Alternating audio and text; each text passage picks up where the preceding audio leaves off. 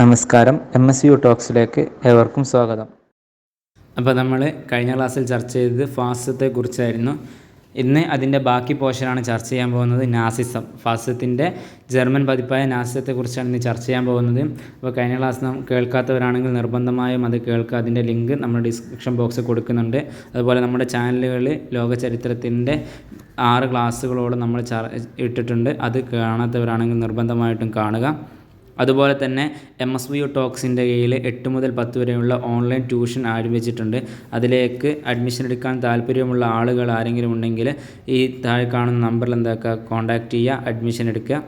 അപ്പോൾ നമുക്ക് ക്ലാസ്സിലേക്ക് പ്രവേശിക്കാം. ഓക്കെ, നമ്മൾ പറഞ്ഞു ഫാസിസത്തെക്കുറിച്ച് ചർച്ച ചെയ്തു. അതിൽ നമ്മൾ ചർച്ച ചെയ്തിട്ടുണ്ട് കഴിഞ്ഞ ക്ലാസ്സിൽ. ഫാസിസത്തിൻ്റെ ജർമ്മൻ പതിപ്പാണ് ഏത്? നാസിസം എന്ന് പറയുന്നത്. ഫാസിസത്തിൻ്റെ ജർമ്മൻ പതിപ്പാണ് ഏത്? നാസിസം എന്ന് പറയുന്നത്. ആ നാസിസത്തിൻ്റെ ഉപജ്ഞാതാവാരാണെന്ന് നമ്മൾ പറഞ്ഞു, അത് ഹിറ്റ്ലർ ആണെന്ന് പറഞ്ഞു. ഓക്കെ, അപ്പോൾ ഹിറ്റ്ലറാണ് നാസിസത്തിൻ്റെ ഉപജ്ഞാതാവ്. അത് ജർമ്മനിയിലാണ്. അത് ഫാസിസത്തിൻ്റെ മറ്റൊരു പതിപ്പാണ്. ഓക്കെ, കയ്യിലൊരു സ്യൂട്ട് കേസ് നിറയെ വസ്ത്രങ്ങളും അടിവസ്ത്രങ്ങളുമായി വിയറ്റ്നാമിൽ നിന്നും പുറപ്പെട്ടു. ജീവിതത്തിൽ എന്തെങ്കിലുമായി തീരണമെന്ന് ഞാൻ ഉറച്ചു വിശ്വസിക്കുക തന്നെ ചെയ്തു എന്ന് പറഞ്ഞ പുസ്തകം. എങ്ങനെ? കയ്യിലൊരു സൂട്ട് കേസുമായി അതിൽ നിറയെ വസ്ത്രങ്ങളും അടിവസ്ത്രങ്ങളുമായി വിയറ്റ്നാമിൽ നിന്ന് ഞാൻ പുറപ്പെട്ടു. ജീവിതത്തിൽ എന്തെങ്കിലുമായി തീരണമെന്ന് ഉറച്ചു വിശ്വസിച്ചിട്ടാണ് ഞാൻ പുറപ്പെടുന്നത് എന്നും പറഞ്ഞ് തുടങ്ങുന്ന പുസ്തകം ഏതാണ്?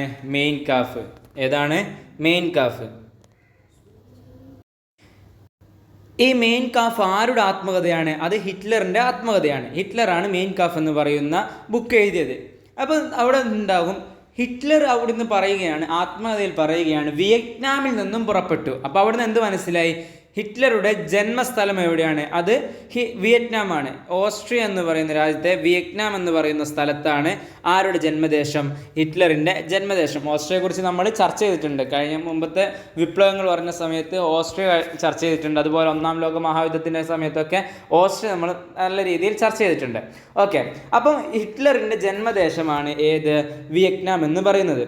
പിന്നീട് ഹിറ്റ്ലർ എന്താക്കിയതാണ്? ജർമ്മനിയിലേക്ക് വന്നതാണ്. ജർമ്മനിയിലേക്ക് പിന്നീട് ഹിറ്റ്ലർ അവിടുന്ന് വിയറ്റ്നാമിൽ നിന്ന് വീട് വിട്ടിറങ്ങി ജർമ്മനിയിലേക്ക് വന്നതാണ്. ഇവിടെ വന്നിട്ട് എന്താക്കി? ഹിറ്റ്ലർ ഇവിടെ വന്ന് വെറുതെ ഇരിക്കുകയല്ല ചെയ്തത്. ഒരു ജോലി അവിടെ വന്നിട്ട് എന്താക്കുകയാണ് ചെയ്തത്? അവിടുന്ന് രാഷ്ട്രീയത്തിലേക്ക് ഇറങ്ങുകയാണ്. ആര്? ഹിറ്റ്ലർ രാഷ്ട്രീയത്തിലേക്ക് ഇറങ്ങി. അങ്ങനെ രാഷ്ട്രീയത്തിലേക്ക് ഇറങ്ങിയ ഹിറ്റ്ലർ ഇവിടെ ഒരു രാഷ്ട്രീയം അഥവാ ഭരണം, ഈ ജർമ്മനിയുടെ ഭരണം പിടിച്ചെടുക്കാൻ വേണ്ടിയിട്ട് ശ്രമിക്കുകയാണ്. എപ്പോൾ? 1923. അങ്ങനെ പിടിച്ചെടുക്കാൻ വേണ്ടി ഒരു പാഴ്ശ്രമം നടത്തി. അതാണ് ബിയർ ഹാൾ പുഷ്. എങ്ങനെ? ഹിറ്റ്ലർ എവിടെ എത്തി? വിയറ്റ്നാമിൽ നിന്നും ജർമ്മനിയിലേക്ക് എത്തി. എന്താണ് ആത്മകഥ? തുടക്കം തന്നെ എന്താണ് ഉണ്ടായിരുന്നത്? ജീവിതത്തിൽ എന്തെങ്കിലും ആയിത്തീരണം, അതായത് വലിയൊരു സ്വപ്നവുമായിട്ടാണ് ഹിറ്റ്ലർ ജർമ്മനിയിലേക്ക് വരുന്നത്. അങ്ങനെ ഇവിടെ എത്തി രാഷ്ട്രീയം തുടങ്ങിയ സമയത്ത് ഹിറ്റ്ലർ എന്താക്കുകയാണ്? അവിടെ നിന്ന് ഭരണം പിടിച്ചെടുത്ത് ഭരണാധികാരിയാകണമെന്നുള്ള സ്വപ്നത്താൽ ഒരു പാഴ്ശ്രമം നടത്തുകയാണ്. ആ പാഴ്ശ്രമത്തിൻ്റെ പേരാണ് ബിയർ ഹാൾ പുഷ്. ഇതെപ്പോഴാണ് നടക്കുന്നത്? 1923. എപ്പോഴാണ്? 1923. പക്ഷേ ഈ ഒരു ശ്രമം നടത്തിയെങ്കിലും ഇതെന്തായിട്ടില്ല, അത് പാഴ്ശ്രമം എന്ന് പറഞ്ഞ പോലെ തന്നെ പാഴായി പോവുകയാണ്. ആ ശ്രമം വിജയിച്ചില്ല. പിന്നീട് എന്താക്കപ്പെട്ടു? 1923 ഇങ്ങനൊരു ശ്രമം നടത്തിയതിൻ്റെ പേരിൽ അവിടുന്ന് ഹിറ്റ്ലർ അറസ്റ്റ് ചെയ്യപ്പെടുകയാണ് ചെയ്യുന്നത്. 1923 ഹിറ്റ്ലർ അറസ്റ്റ് ചെയ്യപ്പെട്ടു. പിന്നീട് ഹിറ്റ്ലർ അവിടുന്ന് ജയിൽ മോചിതനായി ഇവിടെ വന്ന് രാഷ്ട്രീയം നിർത്തുന്നില്ല. അവിടുന്ന് വീണ്ടും രാഷ്ട്രീയ പ്രവർത്തനങ്ങൾ നടക്കുകയാണ്. അങ്ങനെ പിന്നീട് 1933 ഏകദേശം ബിയർ ഹാൾ പുഷ് കഴിഞ്ഞ് 10 വർഷങ്ങൾക്ക് ശേഷം 1933 ഹിറ്റ്ലർ ജർമ്മനിയുടെ ഭരണം പിടിച്ചെടുത്തു. അഥവാ ഹിറ്റ്ലർ ജർമ്മനിയുടെ ചാൻസലറായി മാറി. എപ്പോഴാണ്? 1933. അങ്ങനെ ഹിറ്റ്ലർ ഇവിടെ ഭരണം പിടിച്ചെടുത്തു. അങ്ങനെ ഹിറ്റ്ലർ അറിയപ്പെട്ട ഒരു പേരാണ് ഫ്യൂറർ. ഏത്? ഫ്യൂറർ. എന്താ ഈ ഫ്യൂറർ എന്ന് പറഞ്ഞാൽ അർത്ഥം? ലീഡർ എന്ന അർത്ഥത്തിലാണ് ഫ്യൂറർ എന്നറിയപ്പെടുന്നത്. ആ ഒരു കാരണത്താൽ ഹിറ്റ്ലറിന് അറിയപ്പെട്ട പേരാണ് ഫ്യൂറർ. അങ്ങനെ 1933 ഹിറ്റ്ലർ ഇവിടെ ഭരണം പിടിച്ചെടുക്കുകയും പിന്നീട് ഹിറ്റ്ലർ ജർമ്മനിൽ ഒരു നിയമം ഉണ്ടാക്കി. അതാണ് ന്യൂറംബർഗ് നിയമങ്ങൾ. ഏതാണ്? ന്യൂറംബർഗ് നിയമങ്ങൾ. അപ്പോൾ ഉണ്ടാവും, എന്താണ് ഈ ന്യൂറംബർഗ് നിയമങ്ങൾ എന്ന് പറഞ്ഞാൽ? ന്യൂറംബർഗ് നിയമങ്ങൾ എന്ന് പറഞ്ഞാൽ ജൂതന്മാരെ ഉപദ്രവിക്കാൻ വേണ്ടി മാത്രം ഉണ്ടാക്കിയതാണ്. അഥവാ ഹിറ്റ്ലർ ജൂതന്മാരുമായിട്ട് നല്ലൊരു യോജിപ്പിലല്ലായിരുന്നു. അവരുമായിട്ട് ജൂതന്മാരായിട്ട് നല്ല എതിർപ്പിലും ജൂതന്മാരെ വലിയ ശത്രുതയിലുമായിരുന്നു ഹിറ്റ്ലർ ഉണ്ടായിരുന്നത്. ഈ ജൂതന്മാരെ ഉപദ്രവിക്കാൻ വേണ്ടിയിട്ട് ന്യൂറംബർഗ് നിയമങ്ങൾ എന്ന് പറയുന്ന ഒരു നിയമം ഹിറ്റ്ലർ ജർമ്മനിയിൽ ഭരണത്തിലേക്ക് കയറിയ ശേഷം കൊണ്ടുവരികയാണ്. അങ്ങനെ ജൂതന്മാരാണ് ജർമ്മനിയുടെ എല്ലാ പരാജയങ്ങൾക്കും. ജർമ്മനി നമ്മൾ പറഞ്ഞ ഒന്നാം ലോക മഹായുദ്ധത്തിൽ ജർമ്മനി അവിടുന്ന് പരാജയപ്പെട്ടിട്ടുണ്ട്. അതിനിടയിൽ USA ഒക്കെ നല്ല രീതിയിൽ, ബ്രിട്ടീഷ് അടക്ക് നല്ല രീതിയിൽ ജർമ്മനി എന്താക്കിയിട്ടുണ്ട്, തരം താഴ്ത്തി നല്ല രീതിയിൽ അവിടുന്ന് കഷ്ടപ്പെടുത്തിയിട്ടുണ്ടെന്നൊക്കെ നമ്മൾ പറഞ്ഞിട്ടുണ്ട്. അങ്ങനെയുള്ള എല്ലാ പരാജയങ്ങൾക്കും മറ്റുള്ള രാജ്യങ്ങളിൽ നിന്ന് വരുന്ന അപമാനങ്ങൾക്കും കാരണം എന്ന് വിശ്വസിച്ച വ്യക്തി ആരാണ്? കാരണമെന്ന് ജൂതന്മാരാണെന്ന് വിശ്വസിച്ച വ്യക്തിയാണ് ആര്? ഹിറ്റ്ലർ. അതുകൊണ്ട് തന്നെ ഹിറ്റ്ലർ എന്താക്കി ജൂതന്മാരെ തകർക്കാൻ വേണ്ടിയിട്ട് അല്ലെങ്കിൽ അവരെ ഉപദ്രവിക്കാൻ വേണ്ടിയിട്ട് ഉണ്ടാക്കിയ നിയമമാണ് ന്യൂറംബർഗ് നിയമം. കാരണം എന്ത്? ഹിറ്റ്ലർ എന്ന് പറയുന്നത് ആര്യവംശത്തിൻ്റെ വംശജനായിരുന്നു. ആര്? ഹിറ്റ്ലർ ആര്യവംശജൻ. അതുകൊണ്ട് തന്നെ ആര്യവംശത്തിൻ്റെ മഹത്വം ഉയർത്തിപ്പിടിച്ചായിരുന്നു ഹിറ്റ്ലർ മുന്നോട്ട് പോയിരുന്നത്.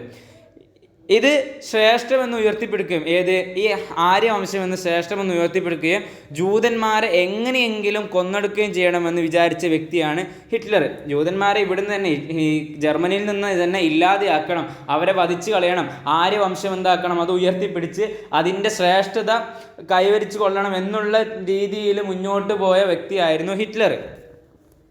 അങ്ങനെ ഹിറ്റ്ലർ എന്താക്കി? തൻ്റെ ശത്രുക്കളെ ഇല്ലാതാക്കാനും ജൂതന്മാരെ കൊന്നൊടുക്കാൻ അല്ലെങ്കിൽ ജൂതന്മാരെ ഇല്ലാതാക്കാൻ വേണ്ടിയിട്ടുള്ളൊരു സംവിധാനമായിരുന്നു കോൺസെൻട്രേഷൻ ക്യാമ്പ്. Concentration camp. ഈ ഒരു കോൺസെൻട്രേഷൻ ക്യാമ്പിന് വലിയൊരു ഉദാഹരണമാണ് ഓഷ്വിറ്റ്സ്. ഓഷ്വിറ്റ്സ്. ഈ കോൺസെൻട്രേഷൻ ക്യാമ്പ് വഴി എന്തായിട്ടുണ്ട്? ധാരാളം ജൂതന്മാർ കൊല്ലപ്പെട്ടിട്ടുണ്ട്. ധാരാളം ജൂതന്മാർ വംശഹത്യ നേരിടേണ്ടി വന്നിട്ടുണ്ട്. അഥവാ ധാരാളം ജൂതന്മാരെ ഈ കോൺസെൻട്രേഷൻ ക്യാമ്പ് വഴി ഹിറ്റ്ലർ എന്താക്കിയിട്ടുണ്ട്? വധിച്ചിട്ടുണ്ട്. അങ്ങനെ ഉണ്ടായ ഈ ഒരു വംശഹത്യ, അതായത് കോൺസെൻട്രേഷൻ ക്യാമ്പ് വഴി ഉണ്ടായ വംശഹത്യ അറിയിക്കുന്ന വാക്കായിരുന്നു ജീനോസൈഡ്. ജീനോസൈഡ്. ശ്രദ്ധിക്കണം, നമ്മൾ പറഞ്ഞു ഹിറ്റ്ലർ 1933, എപ്പോഴാണ്? 1933 ഹിറ്റ്ലർ എന്താവുന്നത്? ജർമ്മനിയിൽ ഭരണം പിടിച്ചെടുക്കുന്നത്. അവിടുന്ന് ഹിറ്റ്ലർ ഉണ്ടാക്കിയ നിയമമാണ് ന്യൂറംബർഗ് നിയമങ്ങൾ എന്ന് പറയുന്നത്. ഇതെന്തിനു വേണ്ടിയിട്ടാണ്? ജൂതന്മാരെ ഇല്ലാതാക്കാൻ വേണ്ടിയിട്ട്. പിന്നീട് നമ്മൾ പറഞ്ഞു തൻ്റെ ശത്രുക്കളെ ഇല്ലാതാക്കാൻ വേണ്ടി, അഥവാ ജൂതന്മാരെയൊക്കെ ഇല്ലാതാക്കാൻ വേണ്ടിയിട്ട് ഉണ്ടാക്കിയ ക്യാമ്പാണ് കോൺസെൻട്രേഷൻ ക്യാമ്പ് എന്ന് പറയുന്നത്. ആ കോൺസെൻട്രേഷൻ ക്യാമ്പിന് വലിയൊരു ഉദാഹരണമാണ് ഓഷ്വിറ്റ്സ് എന്ന് പറയുന്നത്. ഇതിൽ ധാരാളം ജൂതന്മാരെ വധിച്ചിട്ടുണ്ട്. ഈ ഒരു വംശീയത അല്ലെങ്കിൽ വംശഹത്യ അറിയപ്പെടുന്ന പേരാണ് ജീനോസൈഡ്. ഓക്കെ, ക്ലിയർ അല്ലേ? ഇനി നോക്കിയേ, ഈ കോൺസെൻട്രേഷൻ ക്യാമ്പിൽ ജൂതന്മാരുടെ കൂട്ടക്കൽ അറിയപ്പെടുന്നതായിരുന്നു ഫോളോകാസ്റ്റ്. ഫോളോകാസ്റ്റ്. നമ്മൾ പറഞ്ഞു എന്തിനു വേണ്ടിയിട്ടാണ് ഇവിടെ കോൺസെൻട്രേഷൻ ക്യാമ്പ് ഉണ്ടാക്കിയത്? ജൂതന്മാരൊക്കെ വധിക്കാൻ വേണ്ടിയിട്ട്. ഈ ക്യാമ്പിലെ ജൂതന്മാരുടെ കൂട്ടക്കൽ അറിയപ്പെട്ടതാണ് ഫോളോകാസ്റ്റ്. ഓക്കെ, ക്ലിയർ അല്ലേ? മനസ്സിലായല്ലോ? അപ്പം നോക്കിയേ, ഇനി നമ്മൾ ചർച്ച ചെയ്യാം ആൻ ഫ്രാങ്ക്. ആരാണ് ആൻ ഫ്രാങ്ക്? നമ്മളെല്ലാവരും ആൻ ഫ്രാങ്കിനെ കുറിച്ച് അറിഞ്ഞിട്ടുണ്ടാവും. ചെറിയൊരു കുട്ടിയായിരുന്നു. ആൻ ഫ്രാങ്കിൻ്റെ ഡയറി കുറിപ്പുകൾ വായിക്കാത്തവർ വളരെ ചുരുക്കമായിരിക്കും. ഈ ആൻ ഫ്രാങ്കിൻ്റെ ഡയറി കുറിപ്പുകൾ എന്തുമായി ബന്ധപ്പെട്ടായിരുന്നു? ജർമ്മനിയിലെ കൂട്ടക്കല അല്ലെങ്കിൽ ജർമ്മനിയിൽ ജൂതന്മാർ അനുഭവിച്ചിരുന്ന കഷ്ടതകളും അവരുടെ വേദനകളുമൊക്കെയാണ് ആൻ ഫ്രാങ്കിൻ്റെ ഡയറി കുറിപ്പിലൂടെ ആൻ ഫ്രാങ്ക് എന്ന് പറയുന്ന കുട്ടി എന്താക്കിയത്? അറിയിച്ചത്. പിന്നീട് ആൻ ഫ്രാങ്കിനെ അവർ താമസിച്ച സ്ഥലങ്ങളൊക്കെ നമ്മൾ ആൻ ഫ്രാങ്കിൻ്റെ ഡയറി കുറിപ്പുകളിലൂടെ നമുക്ക് മനസ്സിലാക്കാൻ സാധിക്കും. അവിടുന്ന് പിന്നീട് കണ്ടെത്തുകയും മാതാവിനെയും ആൻ ഫ്രാങ്കിനെയും കണ്ടെത്തുകയും അവിടുന്ന് വധിക്കപ്പെടുകയും ചെയ്തിട്ടുണ്ട്. ഓക്കെ, അതുപോലെ തന്നെ ജർമ്മനിയിലെ ഏറ്റവും വലിയ ജൂതനായിരുന്നു ആര്? ആൽബർട്ട് ഐൻസ്റ്റീനെ അറിയാത്ത ആരുമില്ല. ആൽബർട്ട് ഐൻസ്റ്റീൻ്റെ ഒരു ചെറിയ സമവാക്യം കൊണ്ട് വലിയൊരു അനുഭവം തന്നെ ഉണ്ടാക്കിയിട്ടുണ്ട്. എന്ന് പറയുന്നത് ചെറിയൊരു സമവാക്യം കൊണ്ട് തന്നെ വലിയൊരു അനുഭവം തന്നെ ഉണ്ടാക്കിയിട്ടുണ്ട്. അത്രയും വലിയ ശാസ്ത്രജ്ഞനായിരുന്നു ആൽബർട്ട് ഐൻസ്റ്റീൻ. ഈ ആൽബർട്ട് ഐൻസ്റ്റീൻ എന്തായിരുന്നു? വലിയ ഒരു ജൂതമത വിശ്വാസിയായിരുന്നു, ജൂതനായിരുന്നു. അതുകൊണ്ട് തന്നെ ഈ കാലഘട്ടത്തിൽ, ഹിറ്റ്ലറിൻ്റെ കാലഘട്ടത്തിൽ ജൂതനായിരിക്കെ തന്നെ അവിടെ ജൂതന്മാരൊക്കെ നല്ല രീതിയിൽ കഷ്ടപ്പെടുന്നെന്ന് കണ്ടപ്പോൾ ഹിറ്റ്ലർ അവിടെ നിന്ന് എന്താക്കി ആൽബർട്ട് ഐൻസ്റ്റീൻ നാട് വിട്ടു. എവിടേക്ക്? അമേരിക്കയിലേക്ക്. പിന്നീട് അമേരിക്കയിൽ അവിടെ തന്നെ എന്താക്കി? സ്ഥിരതാമസമാക്കി. അവിടെ തന്നെ എന്താക്കുകയാണ്? അവിടെ തന്നെ പിന്നീടുള്ള കാലം ജീവിച്ചു. അവിടെ തന്നെ മരണപ്പെടുകയാണ് ആൽബർട്ട് ഐൻസ്റ്റീൻ. ഓക്കെ, എന്താണ് അവിടെ നാട് വിടാൻ കാരണം? ജൂതന്മാരുടെ ഹിറ്റ്ലർ അവിടെ വംശഹത്യ നടത്തിയ കാരണത്താലാണ് അവിടുന്ന് ആൽബർട്ട് ഐൻസ്റ്റീൻ നാട് വിട്ടത്. എവിടേക്കാണ്? അമേരിക്കയിലേക്കാണ്. ഓക്കെ, നോക്കിയേ, ഹിറ്റ്ലറിൻ്റെ അർദ്ധസൈന്യം അറിയപ്പെടുന്നത് എന്ത് പേരിലാണ്? ഹിറ്റ്ലറിൻ്റെ അർദ്ധസൈന്യം ബ്രൗൺ ഷർട്ട്. ഏതാണ്? ബ്രൗൺ ഷർട്ട്, തവിട്ടു കുപ്പായക്കാർ അഥവാ ഹിറ്റ്ലർ ഉണ്ടാക്കിയ അഥവാ ഇവരുടെ ജൂതന്മാർക്കെതിരെയും അല്ലെങ്കിൽ അവിടെയുള്ള തങ്ങളുടെ കീഴിലുണ്ടാക്കിയ ഒരു സൈന്യമായിരുന്നു ഏത്? തവിട്ടു കുപ്പായക്കാർ എന്ന് പറയുന്ന അർദ്ധ സൈന്യം. ആരുടേതാണത്? അത് ഹിറ്റ്ലറിൻ്റെ അർദ്ധസൈന്യമാണ് തവിട്ടു കുപ്പായക്കാർ എന്ന് പറയുന്നത്. അങ്ങനെയെങ്കിൽ നമ്മൾ ഇന്നലെ പറഞ്ഞു ഫാസിസം ഇറ്റലിയിലുണ്ടായ വെനിറ്റോ മുസോളിനിയുടെ അർദ്ധസൈന്യത്തിൻ്റെ പേരെന്തായിരുന്നു? അതെ, എന്താണ്? കരിങ്കുപ്പായക്കാർ. എന്താണ്? കരിങ്കുപ്പായക്കാർ എന്ന അർദ്ധസൈന്യമുള്ളത് ആരൊക്കെയാണ്? അത് വെനിറ്റോ മുസോളിനിക്കാണ്. അതുപോലെ ഹിറ്റ്ലറിനുള്ള ഒന്നാണ് ബ്രൗൺ ഷർട്ട് എന്ന് പറയുന്നത്. അതുപോലെ നമ്മളൊന്ന് പഠിച്ചതാണ് ബ്ലൂ ഷർട്ട്. ഏത്? ബ്ലൂ ഷർട്ട് എന്ന് പറയുന്നത്. ഈ ബ്ലൂ ഷർട്ട് ചൈനീസ് വിപ്ലവവുമായി ബന്ധപ്പെട്ടത് നമുക്കറിയാം. അങ്ങനെയെങ്കിൽ ഈ ബ്ലൂ ഷർട്ട് എന്ന് പറയുന്ന വിഭാഗം ആരുടെ പോലീസ് സേനയായിരുന്നു അല്ലെങ്കിൽ ആരുടെ സൈന്യത്തിൻ്റെ പേരായിരുന്നു എന്ന് നിങ്ങൾ എന്താക്കുക? കമൻറ്റ് ചെയ്യാം. ഓക്കെ, അപ്പോൾ നമ്മൾ പറഞ്ഞു ഹിറ്റ്ലറിൻ്റെ അർദ്ധസൈന്യം അറിയപ്പെടുന്ന ബ്രൗൺ ഷർട്ട് എന്നാണ്. അങ്ങനെയെങ്കിൽ ഹിറ്റ്ലറുടെ രഹസ്യ പോലീസ് അറിയപ്പെടുന്നത് എന്താണ്? ഗസ്റ്റപ്പോ. എന്താണ്? ഗസ്റ്റപ്പോ എന്ന പേരിലാണ് ഹിറ്റ്ലറിൻ്റെ രഹസ്യ പോലീസ് അറിയപ്പെടുന്നത്. അപ്പോൾ നമ്മൾ 3 ഹിറ്റ്ലറിൻ്റെ പറഞ്ഞു. ഒന്ന് നമ്മൾ പറഞ്ഞു ബ്രൗൺ ഷർട്ട്, എന്താണ്? ഹിറ്റ്ലറിൻ്റെ അർദ്ധസൈന്യം. മറ്റൊന്ന് നമ്മൾ പറഞ്ഞു ഹിറ്റ്ലറിൻ്റെ പോലീസ് സേന അറിയപ്പെടുന്നത് ഗസ്റ്റപ്പോ. പിന്നെ നമ്മളൊന്ന് പറഞ്ഞത് ഹിറ്റ്ലർ ശത്രുക്കളെ ഇല്ലാതാക്കാൻ വേണ്ടി ഉണ്ടാക്കിയതാണ് കോൺസെൻട്രേഷൻ ക്യാമ്പ് എന്ന്. 3 ഓർത്ത് വെക്കണം. പിന്നീട് അതുപോലെ തന്നെ അവിടെയുള്ള ജർമ്മനിയിലെ നമ്മൾ പറഞ്ഞ ആൻ ഫ്രാങ്കിൻ്റെ ഡയറി, ജർമ്മനിയിലെ വംശഹത്യയെക്കുറിച്ച് നല്ല രീതിയിൽ വിശദീകരിച്ച ഒരു ഡയറി കുറിപ്പ്. അതുപോലെ തന്നെ ജർമ്മനിയിലെ അവിടുത്തെ അവസ്ഥ, ദുരാവസ്ഥയും കാര്യങ്ങളുമെല്ലാം വിശദീകരിച്ചു ഇറങ്ങിയ ഒരു സിനിമയായിരുന്നു ഏത്? Great detector. ഇത് ചാർലി ചാപ്ലിനാണ് ഇതിൽ അഭിനയിച്ചത്. ചാർലി ചാപ്ലിൻ അറിയാത്ത ആരും ഉണ്ടാവില്ല. ഈ ചാർലി ചാപ്ലിനാണ് എന്താക്കുന്നത്? ഗ്രേറ്റ് ഡിറ്റക്ടർ എന്ന് പറയുന്ന സിനിമയിൽ അഭിനയിച്ച് അതിൽ ജർമ്മനിയുടെ സംഭവവുമായി ബന്ധപ്പെട്ട് ജർമ്മനിയിലെ അവസ്ഥകൾ എന്താക്കുകയാണ്? ലോകത്തിന് തെളിയിച്ചു കൊടുത്ത ഒരു സിനിമ കൂടിയായിരുന്നു.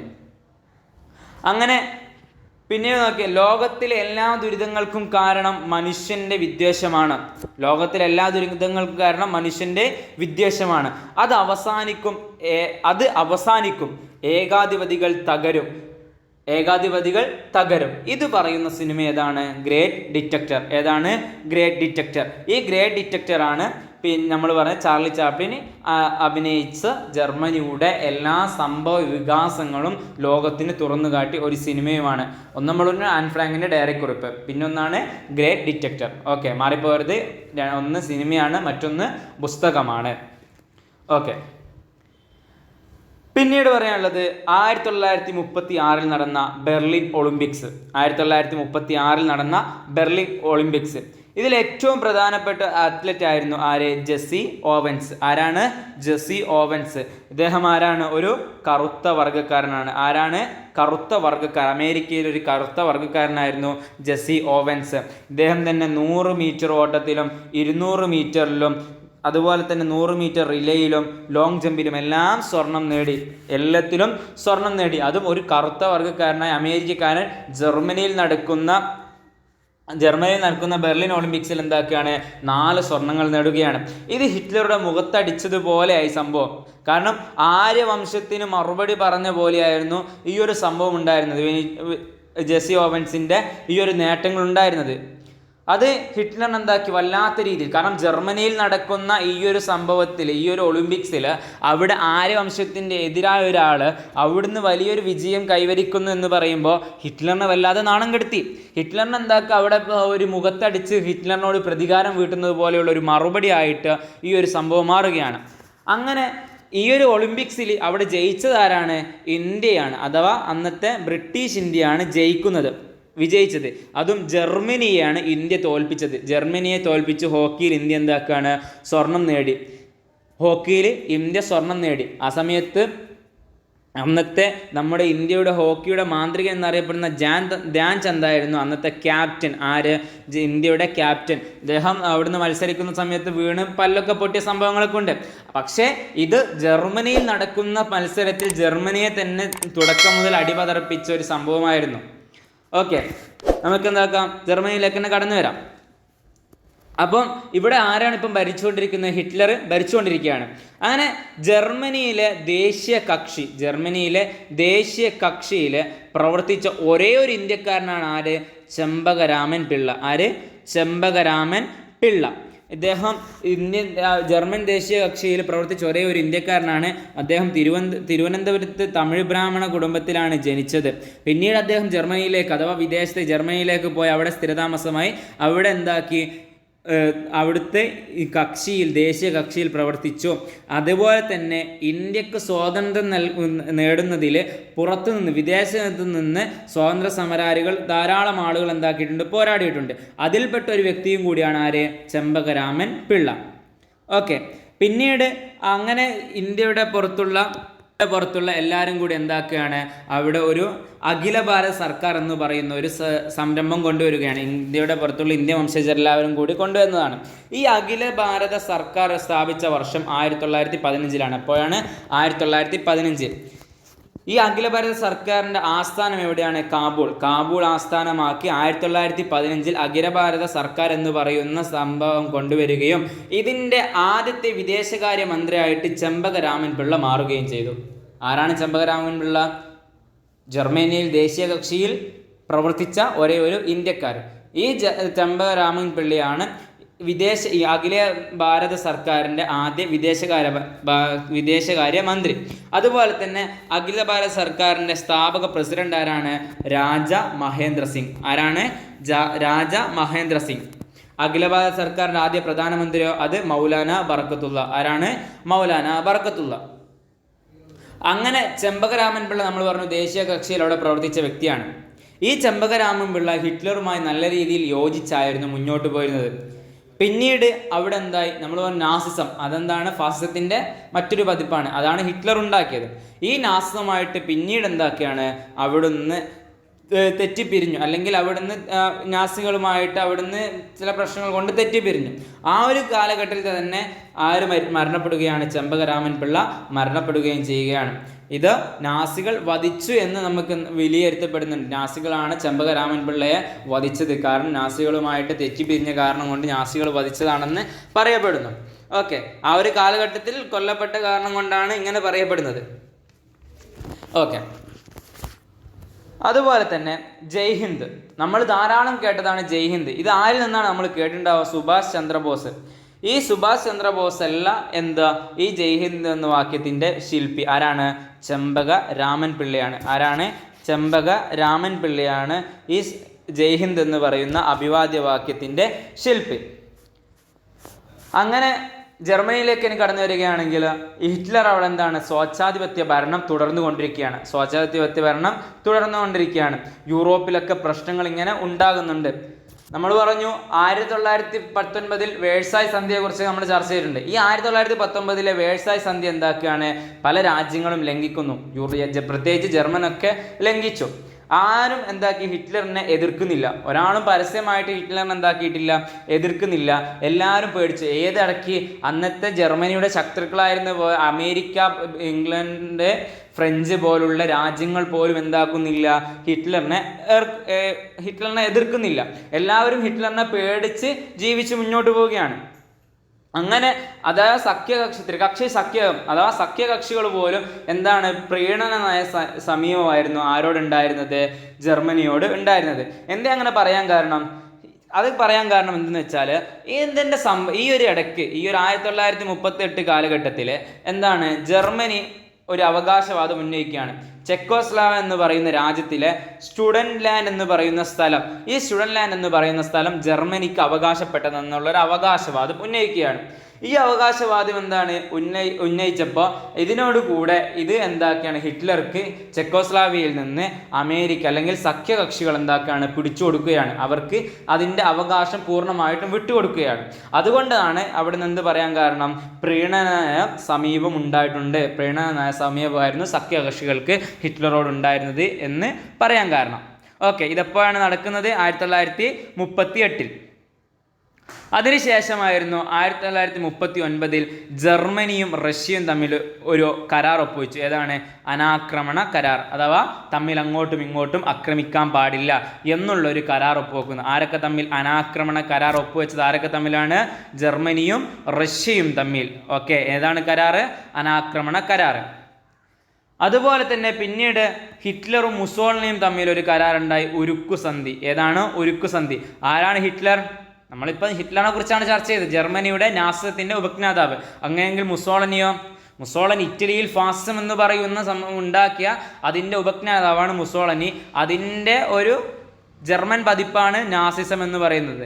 അപ്പം ഇവർ രണ്ടുപേരും നല്ല അഭേദ്യമായ ബന്ധമുണ്ട്. അങ്ങനെ തമ്മിലുണ്ടായ ഒരു കരാറാണ് ഉരുക്കുസന്ധി. എന്തേ ഉരുക്കുസന്ധി എന്ന് പറഞ്ഞാൽ? അഥവാ ഈ ഉരുക്കുസന്ധിയിൽ ഉദ്ദേശിക്കുന്നത് എന്ത് പ്രശ്നമുണ്ടായാലും ആര് സഹായിക്കണം? മുസോളിനി ഹിറ്റ്ലറിനെയും, മുസോളിനിക്ക് എന്താ പ്രശ്നം ഉണ്ടെങ്കിൽ ഹിറ്റ്ലർ മുസോളിനെയും സഹായിക്കണമെന്നുള്ള പേരിലുണ്ടായ ഒരു കരാറാണ് ഉരുക്കുസന്ധി എന്ന് പറയുന്നത്. ഈ സന്ധി നടക്കുന്ന 1939 എപ്പോഴാണ്? 1939. മാറിപ്പോയത് 1938 എന്തായിരുന്നു സംഭവം? സ്റ്റുഡൻലാൻഡ് ജർമ്മനിക്ക് പിടിച്ചു കൊടുക്കുകയായിരുന്നു ചെയ്തത്. 1939 ഉരുക്കുസന്ധി എന്ന് പറയുന്ന ഹിറ്റ്ലറും അഥവാ ഇറ്റലിയും ജർമ്മനിയും തമ്മിലുണ്ടായ കരാറുണ്ടാക്കുന്നത്. പിന്നീട് ഇതിന് ശേഷമാണ് പോളണ്ട് എന്താക്കുന്നത്? ഹിറ്റ്ലർ ആക്രമിക്കുന്നത്. ഏതിനു ശേഷം? ഈ ഉരുക്കു സന്ധിക്ക് ശേഷം. ഈ പോളണ്ട് ആക്രമിക്കലോടുകൂടെയാണ് രണ്ടാം ലോക മഹായുദ്ധത്തിന് പെട്ടെന്നുള്ള ഒരു കാരണമെന്ന് പറയുന്നത് ജർമ്മനി പോളണ്ടിനെ ആക്രമിക്കുന്നതാണ്. ഓക്കെ, അപ്പോൾ ക്ലിയർ അല്ലേ? അപ്പോൾ ഇന്ന് നമ്മൾ എന്തൊക്കെ ഫാസിസത്തിൻ്റെ നാസിസത്തിനെ കുറിച്ച് മൊത്തമായിട്ട് ചർച്ച ചെയ്തു. അപ്പോൾ എന്തൊക്കെ റിപ്പീറ്റ് ആയിട്ട് കേൾക്കുക, മനസ്സിലാവുന്നത് വരെ കേൾക്കുക. എന്തെങ്കിലും ഡൗട്ട്സും കാര്യങ്ങളുണ്ടെങ്കിൽ നിങ്ങൾ കമൻറ്റ് ബോക്സിലൂടെ അറിയിക്കുക. അപ്പോൾ രണ്ടാം ലോക മഹായുദ്ധം നമുക്ക് അടുത്ത ക്ലാസ്സിലൂടെ ശ്രമിക്കാവുന്നതാണ്. അടുത്ത ക്ലാസ് നമ്മൾ രണ്ടാം ലോക മഹായുദ്ധമാണ്. അപ്പോൾ ഈ ഒരു ക്ലാസ്സും ഇതിൻ്റെ തൊട്ട് മുമ്പത്തെ ഫാസിസത്തിൻ്റെ ക്ലാസ്സും നിങ്ങൾ നിർബന്ധമായിട്ട് കേൾക്കണം. അത് മനസ്സിലാക്കുക. 2-3 പ്രാവശ്യം കേട്ട് മനസ്സിലാകുന്നില്ലെങ്കിൽ 2-3 പ്രാവശ്യം കേട്ട് മനസ്സിലാക്കുക. എന്നിട്ട് എന്തെങ്കിലും ഡൗട്ട്സും കാര്യങ്ങളുണ്ടെങ്കിൽ നമ്മുടെ കമൻറ്റ് ബോക്സിലൂടെ അറിയിക്കുക. അപ്പോൾ ഇന്നത്തെ ക്ലാസ് ഇവിടെ കൺക്ലൂഡ് ചെയ്യുകയാണ്. MSVU ടോക്സ് എന്ന് പറയുന്ന ഈ ചാനൽ നിങ്ങൾ ആദ്യമായിട്ടാണ് കാണുന്നതെങ്കിൽ ലൈക്ക് ചെയ്യുക, ഷെയർ ചെയ്യുക, സബ്സ്ക്രൈബ് ചെയ്യുക. നിങ്ങളുടെ ഓരോ സബ്സ്ക്രൈബും ലൈക്കും ഷെയറും കമൻറ്റുമാണ് നമ്മളുടെ അടുത്ത ഓരോ ക്ലാസ്സുകൾ എടുക്കാനുള്ള മോട്ടിവേഷനും അതുപോലെ സപ്പോർട്ടിങ്ങും ഒക്കെ ഉണ്ടാകുന്നത്. അപ്പോൾ നല്ലൊരു ദിനം ആശംസിച്ചുകൊണ്ട് ഇന്നത്തെ ക്ലാസ് ഇവിടെ വൈൻഡപ്പ് ചെയ്യുന്നു. നന്ദി, നമസ്കാരം.